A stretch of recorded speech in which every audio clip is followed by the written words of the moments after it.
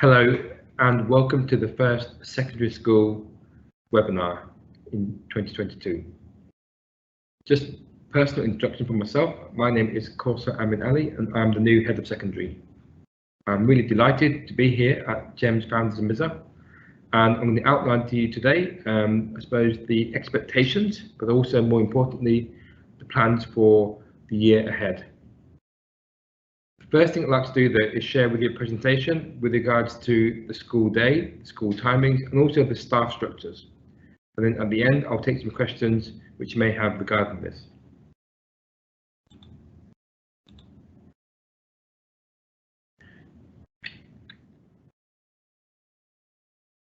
Okay, give it a clicking now here.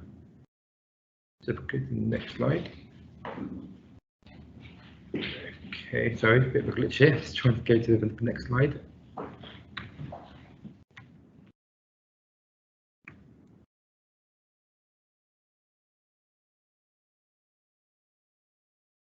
Bear with me 1 second.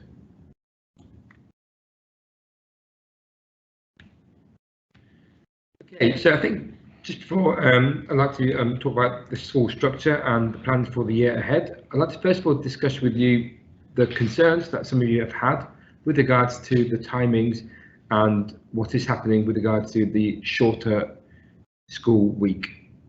Well, if I put the context in where it was in 2021, certainly in December when I began my role and what I was observing, there was 7 lessons, 7 transitions between lessons, 7 lessons per day, and on average it took about 10 minutes between each lesson for the teachers to arrive to the classroom for wherever they were, plug in their device and commence the lesson. It was literally as long as that. So on average about 70 minutes per day was lost, which resulted in 350 minutes per week. So by the end of the school day, that's how much time was lost. And obviously on the last day, which was Thursday, the end of the school day was at 2:40 p.m. Consequently, as a result of this, teachers moving between lessons, coming from one classroom to the next classroom, the students stayed unsupervised and were waiting for the teacher to arrive. And that in itself poses another risk, apart from time being wasted for teachers to travel from classroom to classroom and plug in their devices and start the lesson and log in, etc. The fact that students were unsupervised has actually provided a few challenges, to say the least, as well as some risks of safety. Now we have typically 5 lesson transitions. In some days it's only 4 because most lessons are timed in double periods. So we have 4 actual changes. And who's moving? The students are actually moving, not the teachers. And students, to the credit, move quicker than teachers and ability to plug in as such their devices. They just move from class to class, from the maths corridor to the English corridor, from the English corridor to the science labs, etc. And so on average, it's about 5 minutes for each transition. So that results in approximately 25 minutes per day being spent moving from lesson to lesson, which results in 125 minutes per week. Now, obviously, to be very clear, I don't accept it should be 5 minutes. It can be quicker than that, and they can move faster. And as we get used to the timetable and the curriculum corridors, I'm confident students will move faster. So less than 5 minutes will be spent moving from lesson to lesson. However, from that comparison, from 350 minutes spent previously from changing of lessons to 125 minutes now spent changing lessons, there's a time gained of 225 minutes. I want to hold that number to the side as I now talk about the actual school week. The school week finishes now at 11:40 on the last day of school, which is now Friday, and not 2:40 as it used to be previously on a Thursday. So you are correct in your assertion that the school week is shorter by 180 minutes. So we have lost 3 hours of learning time or contact time or timetable time based on just looking at simple start and end of the school day. However, in reality, the actual learning time lost is actually not a loss. We're actually gaining 45 minutes because we've got fewer changeovers, and consequently we're gaining actually 45 minutes from the math you can see in front of me. 350 minutes spent previously, 125 minutes spent now, and 180 minutes lost. Putting that all together is actually results in just over 300 minutes per week spent in obviously finishing earlier on a Friday, as well as moving between lessons on a fewer basis. So therefore, consequently, it's 45 minutes gain time. So even though physically the week is shorter, you're absolutely correct. It is physically shorter, The disruption caused by changing lessons has resulted in actually a smaller time lost between lessons, and therefore an overall net gain of 45 minutes. And fundamentally, students being active as they move from corridor to corridor, from one curriculum room to another, is actually a positive thing.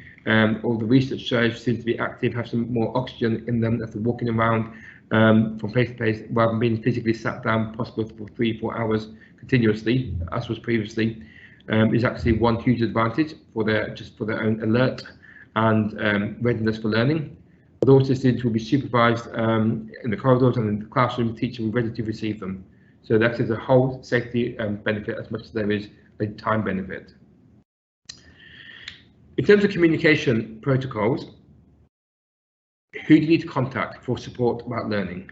It's a common question, and often, and rightly, things may come to me with regards to actually for my attention, but by default, I'm empowering staff to respond to them who should be responding to them.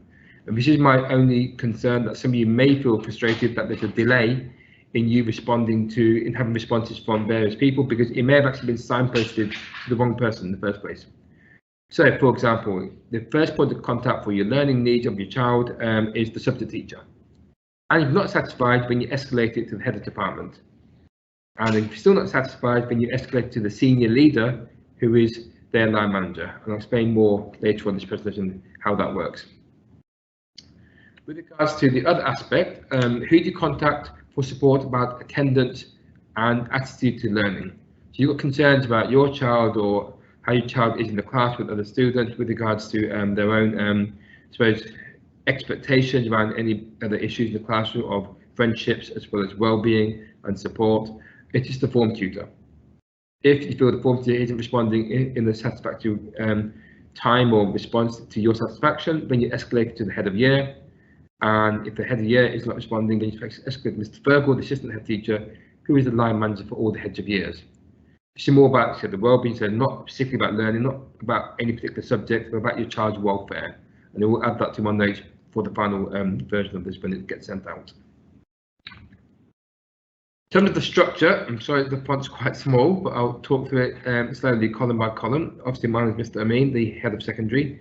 So I'm ultimately responsible for the whole of the secondary school and the leadership team. As part of this year, I'll be looking at the digital strategy. So how and where we can incorporate technology going forward for certainly for September 2022. What strategy should we be adopting with regards to your children bringing in devices, and which platforms and software we use for the learning and teaching. Obviously, if you aren't aware, currently it's a BYOD policy, bring your own device, and we essentially use Microsoft Windows and Teams and Office platform and apps to support your child's learning. I also line manage English and drama, mathematics and science. It doesn't mean that I actually teach those subjects as such. I'm not head of those departments, but I line manage the heads of departments who are responsible for them. So respectively, it's Miss Nabila for English, Miss Karen for mathematics, and Miss Ramisha for science. Now, I've got a team of 5 colleagues supporting me. I've got Mr. Greg, the deputy head teacher, as well as I've got Mr. Rob, the assistant head teacher, Mr. Fergal, the assistant head teacher, Miss Mia, assistant principal, and Mr. Scott, assistant principal. Now, as you can see from the table in front of you, the breakdown as such is Mr. Rob now leads on the curriculum and the timetable, and also exams and careers, working with Miss Mitzi and the careers counsellor. One of his key remits, obviously, is as we go forward, is looking at the new year 12 and the whole A-level curriculum and the planning we're doing for that, for an exciting new key stage 5. So for students in year 11 who will hopefully stay on to year 12, and what opportunities they will have, and more information will follow about this. At the end of this presentation, I'll talk about the plans and timelines for with regards to announcing what is happening in Key Stage 5, Year 12. And alongside him, he also is the line manager of Mr. David, who himself line manages history, business and psychology. So that's his remit. Mr. Fergal leads on care and guidance, so it involves enrichment and all the positive things around student well-being. Student council, student leadership, so students having a voice in helping run their school. After all, the school is for them, the children, the students. And also on a more serious note, the safeguarding and child protection aspect, make sure every child is safe and well. And he now manages the HOY, which is the heads of years, as well as PE actually as well. And he'll be particularly tracking on attendance as well. Miss Mia is assistant principal. She leads on assessment, reports, and student cohorts. So she'll be identifying students who need extra intervention and learning support to help them achieve or exceed their target grades. She also leads on innovation, supporting Miss Saba, and she leads on art and music and computing as well, in terms of supporting those departments and those heads of departments. Part of the remit going forward is, as we look at inclusion and special education needs, she'll be supporting the new inclusion lead, particularly in the secondary school. Mr. Scott, also an assistant principal, leads on teaching and learning, staff professional development, and in the class with regards to the classroom environment and the climate for learning. His also focus areas of curriculum subject leads is geography, travel and tourism, social studies, moral education, and global citizenship. And he also line manages teacher coaches, who are individuals who support teachers in becoming the very best they can be and ensuring that your children have the very best learning at all times in every lesson, in every subject. The curriculum leadership that I alluded to earlier, so essentially I'll sort of give some more names behind this as such, so he's not just a subject. So obviously we're the line manager at the top of the table, the senior leadership team, or SLT, line manager. So who we are and who do we essentially oversee. As I mentioned the subjects previously, but the names with each one, so Mr. Beda, Miss Karen and Miss Ramisha for English, Maths and Science respectively, Mr. David for History and Business, supported by obviously Mr. Rob as his link senior leader. Mr. Scott oversees Geography and Travel Tourism as he's a teacher of Geography and Travel Tourism himself, so he oversees that directly, as well as line manager Miss Neha, who oversees Moral and Social Education. Miss Mia oversees Mr. Hasnain for Computing and ICT, Mr. Michael for Languages, and Miss Medha for Art, as well as Music Interact as well, which will be added onto the final version. And Mr. Fergal, line manager Miss Charlotte in PE. In terms of the plans ahead for the future webinars, there'll be more information sessions on Wednesdays, and they are my Wednesday webinars, as I call it, for the secondary school.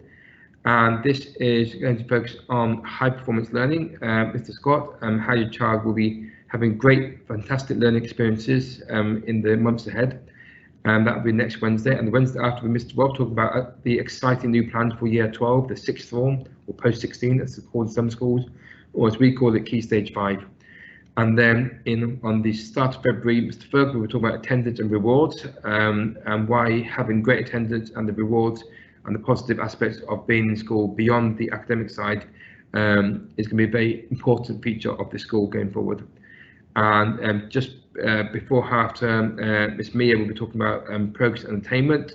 We abbreviate it as PANDA in the school. PANDA, so the progress and attainment for the children and students in all year groups, and how you can help understand the new assessment framework in terms of the target grades and where your child is currently and where they hopefully should be by the end of the year in terms of tracking progress. That's the plans for the actual webinars. With this, there'll be more updates coming on with my weekly communication to parents about what has happened in this past week, and more importantly, what is happening in the weeks ahead.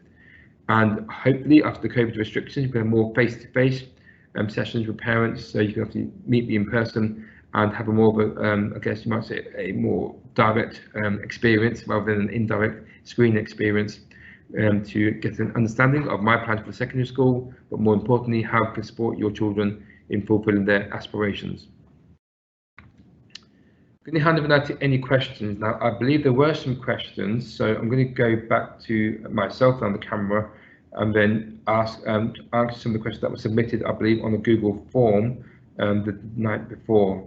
Miss Ella is available as well as the PRE to support in any perhaps direct or live communications. I'll just stop sharing my screen right now and hopefully it's come back to me, I believe. Just double check with the technical team. Am I now back on?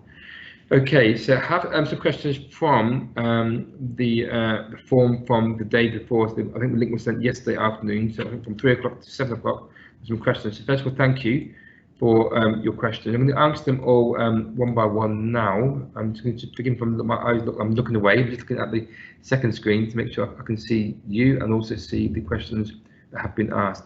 So I think the first question came to ask about what are the subjects for next year, and what is your plan to prepare students for O-level? When is the mock exams? Okay, we are a great question, thank you. We are a obviously British curriculum school, so O-level as such, as perhaps we know it when we were at school, is now called GCSEs and IGCSEs, and there's a question on that further on as well, which I will answer. The plans for year 10 will follow shortly after the plans for year 12, ultimately. So the current year 11 will be presented with some information to talk about their plans for year 12 and what A-levels they would like to choose and study. The plans for year 10, i.e. the current year 9, to make their option, the choices for their GCSEs and the Key Stage 4, that will be following very shortly, just after February half term. But more information will be following beforehand. We have done some consultation already. We will be consulting year 9 students again if they haven't had the opportunity, look at what particular subjects they would prefer to choose. Also, it's a conversation, it's a dialogue between us, the teachers, yourself, the parent, and more importantly, your child, to choose what's going to be their career aspirations, their ambitions, what would like to study, or to either after school in terms of A-levels or after the end of school at university, or if they don't want to go to university, even in many cases, starting their own business, their own enterprise, their own employment, what sort of qualifications they need to have a broad and balanced skill set to successfully enter whatever they do after completing year 13 here at GFM. So there will be a careers guidance and curriculum guidance sessions happening with students. Obviously, we want them all back in school first, which will be tomorrow, in fact. Once we get them in, have the where possible a virtual assembly, because obviously we can't gather with assembly and current protocols, but to provide information through the form tutors to ensure that the students do actually have informed information, as you will as parents, and hold obviously these webinars and sessions to make sure that they can make the right choices. So the subject list will be shared to answer that question as soon as we find those things before half term, and the actual process will happen after half term. So preparation, yes. So preparation for the exams. When is the mock exams? I'm thinking for year 9. Year 9 do not have mock exams; they have ongoing assessments. The mock exam, the practice exams, happens in year 11, but there are ongoing assessments that will help validate where your child is and where they should be in the future. Next question, I hope that's answered that. I've heard rumours that school is switching to IGCSE, and is that okay? Right. First of all, I'd say to this person who asked a question of a child in year 10, please don't listen to rumours. We're not a rumour culture in the school. We are very much, being transparent and professional in everything that we do. So if there are any talk about any curriculum changes, any curriculum change will be communicated in advance. For us, most subjects are GCSE provision. We don't change obviously mid-course as such. Most of our subjects are GCSE. Some are IGCSE, depending on the nature of what we feel will be best for the students' outcomes. In terms of the difference, it literally is the main fundamental difference is the I for it stands for international GCSE. It is the GCSE course recognised in England, recognised at England universities, for example. It's not a different thing. Many schools in England, in fact, do it. The main difference essentially is that the GCSE subjects, some of them at least, have coursework elements. They will have elements with regards to actually elements of assessment happens in the school, has then be sent off for validating with the exam board. And the advantage of the IGCSE, for example, which many schools adopt internationally as well as in England, is there is no coursework or controlled assessment element. It's a direct 100% exams at the end of the course, typically in May or June of year 11, typically 2 papers or 3, depending on the subject. So there is no switching as such as and when. Any changes made to any curriculum planning or mapping for any year group will be communicated in advance, and a discussion will happen, dialogue between the curriculum leaders to understand the rationale behind it. It will not be any change based on a rumour or someone's wish or something. Hope that's answered that question. Student in year 10, you're concerned about students joining on Thursday. Now the COVID cases are on the rise. Could you have waited for 1 week? I'm trying to answer see the question. I can't see the whole question here. Bear with me 1 second. Okay. If I can just see, I've just dropped the screen. I'm sorry. Here we go. Okay. What if someone's positive? Can the parent or staff and then the children get it from them, knowingly or unknowingly? You should give the option of online learning as well. Great question and very timely, very valid to where we are now. Just to be very clear, this phased return was planned intentionally to make sure the school was ready and safe for every child to return. I would never, ever, ever jeopardise any safety for the sake of just rushing people back in or something. Absolutely not. I am confident, however, that said, that on the balance of things, we all know schools function better when children are in school, in classrooms, and rather than being at home.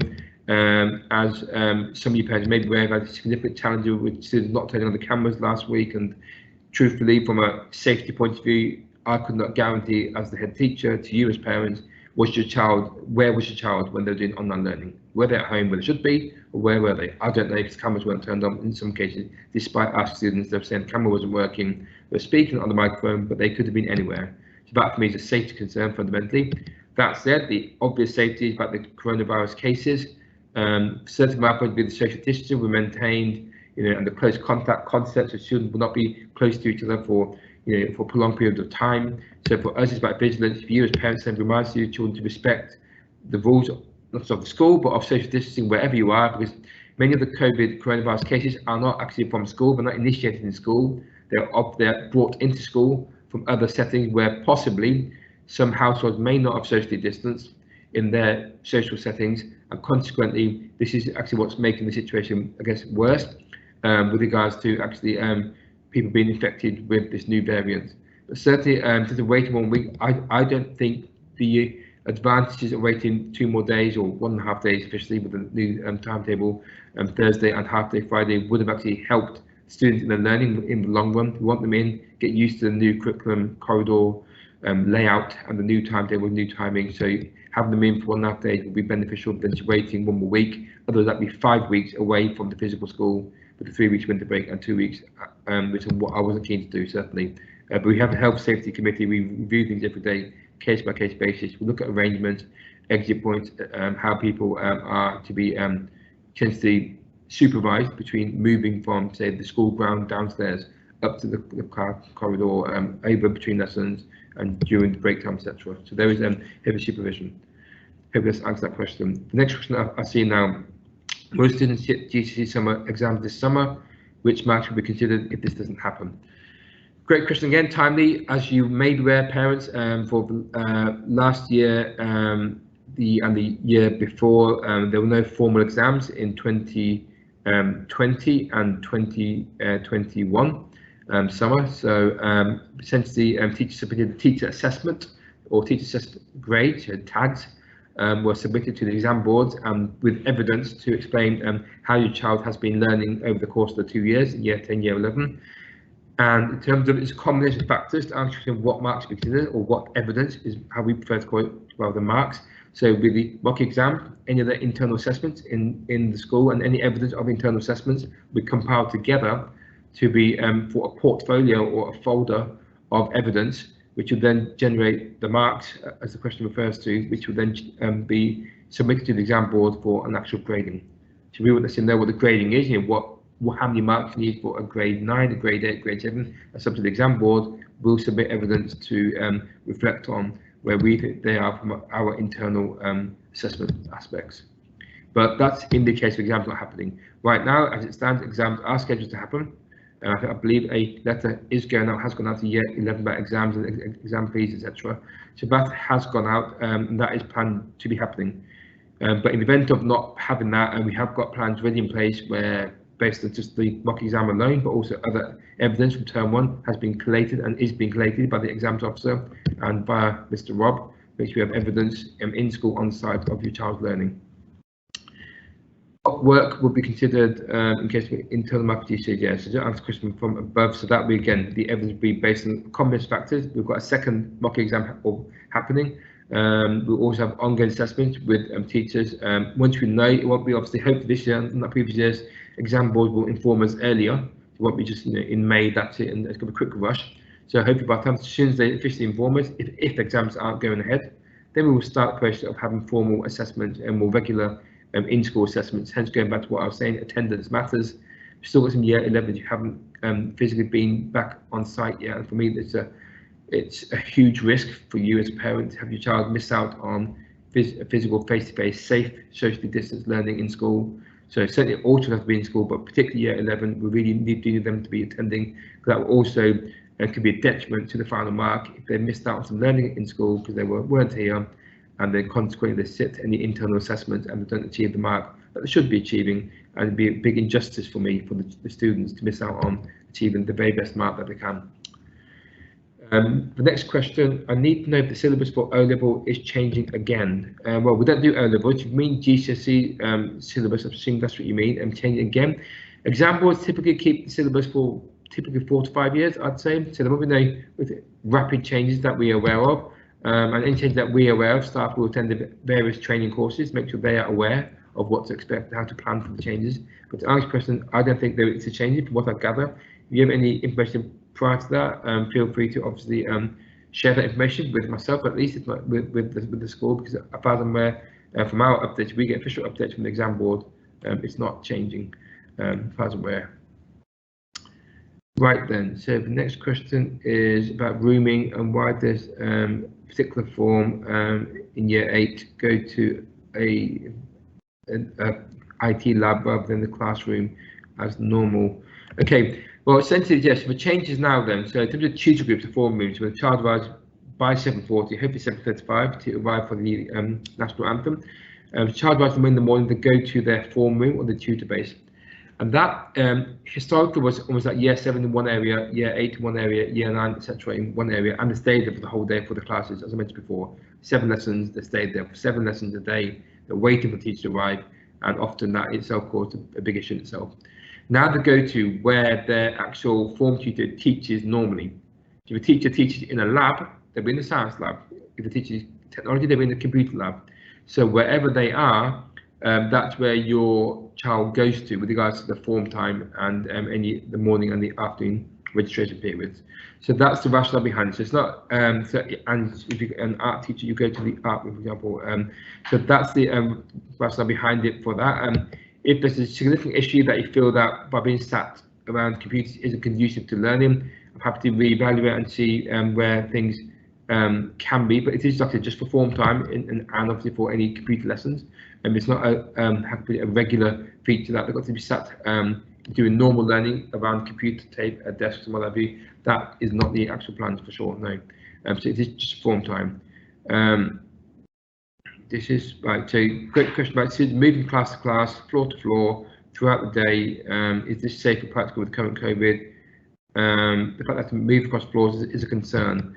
Well, actually, they've been moving across floors already, because if you ever had art or music or at least 2 of the 3 computer teachers, the labs were actually on the 2nd floor. They were already going up and down the staircase, to be honest with you. So I think the actual movement is not the issue. The issue is the safety, as you quite rightly mentioned. Are they moving safely? Are they all grouped up at the staircase if they shouldn't be? So all these sort of supervision aspects where senior leaders, but all teachers will be out and about between lessons to support any challenges around social distancing. That's the key thing. Obviously, masks should be worn anyway, and are worn thankfully by all students and all staff. Obviously, I'm not wearing one now, to reassure you. I'm in my office here, away from anybody else. So just to be clear, I wouldn't wear the mask when I'm talking to you by myself in my office. But absolutely, in the corridor, in any public spaces, masks are being worn, and since the students are safely being ushered on.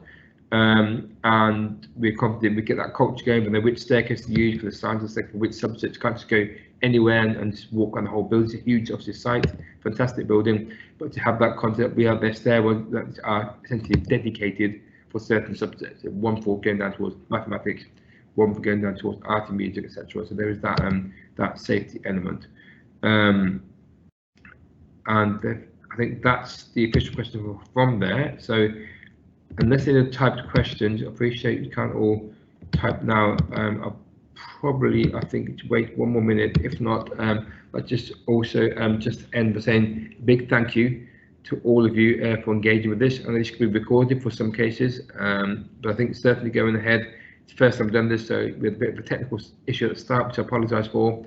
But going forward, we'll have the form sent in advance for questions. We send it in advance as early as even Monday, if not even the weekend, for you to have consult with your family members and what questions you'd like to ask on the themes. Next week is about learning in the classroom, about high performance learning. So ideally the question will be focused around the topic of the webinar. Will be easier for general questions. This presentation will be shared with a few corrections that might be needed for now, a few amendments, but also more importantly, an email directory will be shared so you know who to contact in the event of a particular issue as per the protocols. So the class teacher, the head of department, and then the senior leader if it's not been successfully resolved the first time round. and the form sheet for any wellbeing support and challenges around that, and also then the head of year and then Mr. Virgil. So that gives hopefully clarity and a timely response. Because sometimes if you do email, even myself, and my inbox is often supported by my personal assistant, often there are significant delays. I'm not trying to obviously say to you with intent.